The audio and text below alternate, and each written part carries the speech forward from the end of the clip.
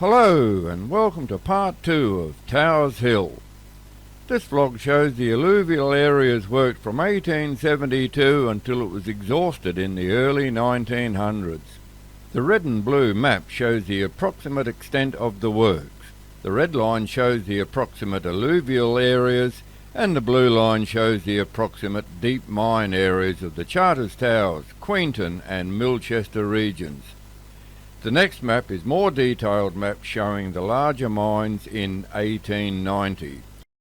As we motor back along Mosman Street to Rainbow Road, an old photo shows the northwest area of Charters Towers in the 1800s, then 2 photos of works on the Rainbow Flats.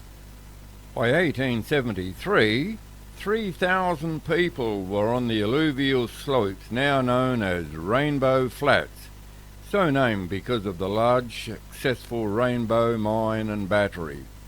In another 2 years, the whole of the alluvial areas surrounding Towers Hills were covered with diggers and beginnings of deep mines.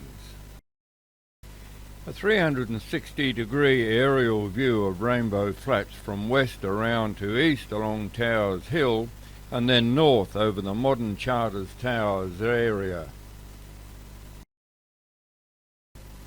During the mining years, there were no buildings, houses or whatever in any of the areas just on the green mining area. All these buildings were added in later years as the town grew.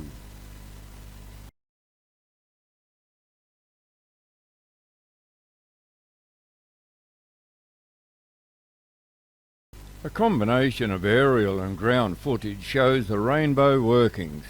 The panoramic views show the extent of the mined ore dumps and the tailings from the battery and the cyanide processing plant. The large hills on both wastes were later bulldozed, more or less to flatten out all the old gold diggings and make the areas safe for people to explore. A large tailings hill can be seen to the east of the walled settling ponds, with a view of the Pyrites works behind. This is the main machinery area and what appears to be 2 shafts of the Rainbow mine. It was a very extensive machinery area. It's all fenced off from the public now because the 2 shafts are still there, as well are the engine beds and other machinery bedding areas.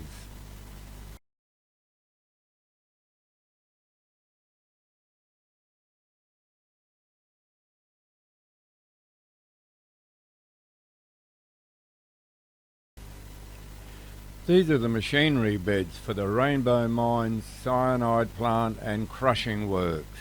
It was a very extensive operation here. The aerial shot now shows the machinery beds there in centre screen, settling tanks there following up, and all the area out to the right, which will come along shortly, will show the extent of the tailings dump and the other mineral waste areas. As said, it was a very huge operation, this particular mine, and one of the richest on the field.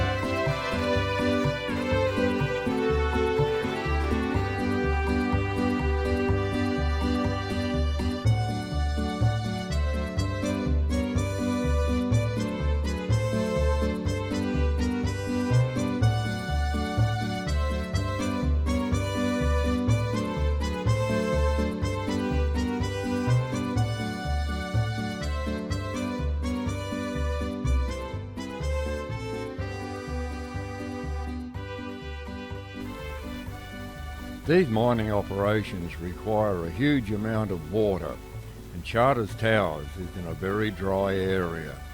So where does the water come from? Well, in this case, the Rainbow Mine people were very lucky. Towers Hill, which is close by, catches a lot of water, and that water seeps down through the hill and trickles out in a small stream which is almost perennial, and it runs right through this Rainbow Mine lease. Here's a view of the lush vegetation caused by the small trickle of water that runs through this area. As you can see, it's not just something that fell from the last couple of rainfalls. There's Towers Hill, the base of which is the source of this stream of water. And as said, it gives every indication of running for at least most of the year.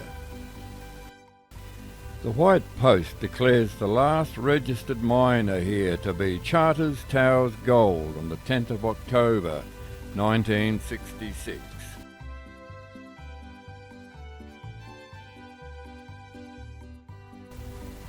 The photo shows the Porites Works in its heyday.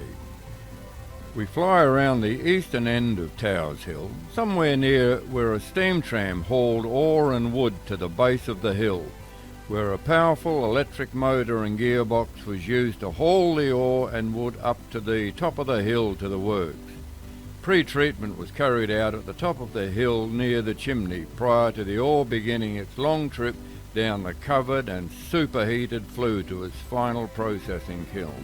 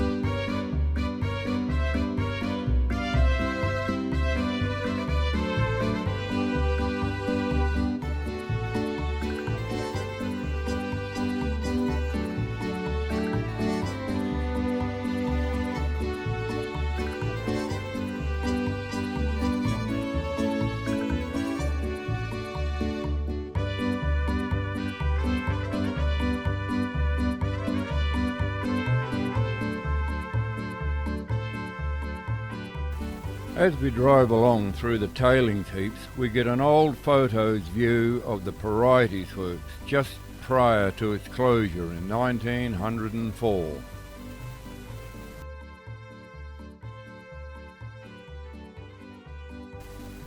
The rising costs and the lack of ore contributed to the closure. Oh, and yes, then there was the matter of the Mosman Street murder.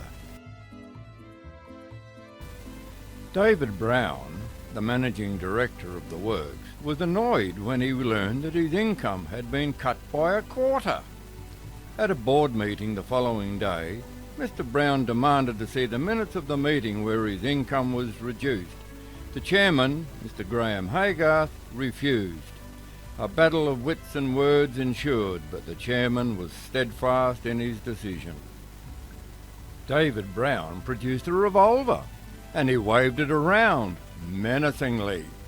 Again, the chairman was steadfast in his decision. When the smoke cleared, Graham Haygarth was slumped over the boardroom table with blood oozing from a hole in his head. David Brown took a shot at Mr. James Matchett, another board member, but the shot misfired.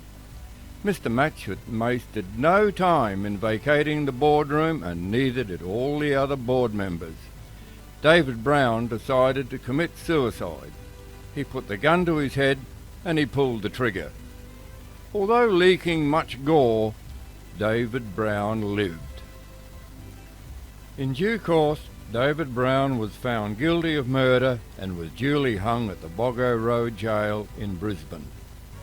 The Porites Works was quickly converted to a cyanide process, but it was too late. In 1904, the lush gold diggings ran out.